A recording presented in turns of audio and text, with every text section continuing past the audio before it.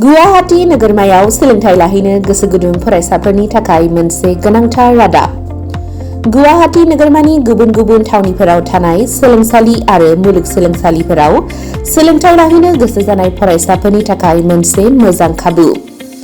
Kamrup मेट्रपलिटन district committee एबसुआ गुवाहाटी नोगोरमायाव सोलोंथाइ लाहैनो हास्थायनाय फरायसाफोरखौ मदद होनो सिगांदों।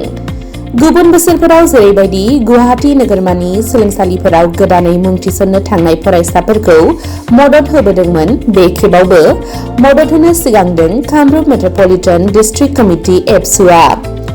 Guwahati university, cotton university, Assam downtown university, बि बरुवा कलेज, दिसपुर ल कलेज, जेबि ल कलेज, बिआरएन ल कलेज गासै गं 27 सोलोंसालिफोराव मुं थिसनहैनायाव माबाफोर मदद नांगौब्ला कामरुप मेट्रपलिटन डिस्ट्रिक्ट कमिटि एबसुजों फोनांजाब खालामनो हागोन।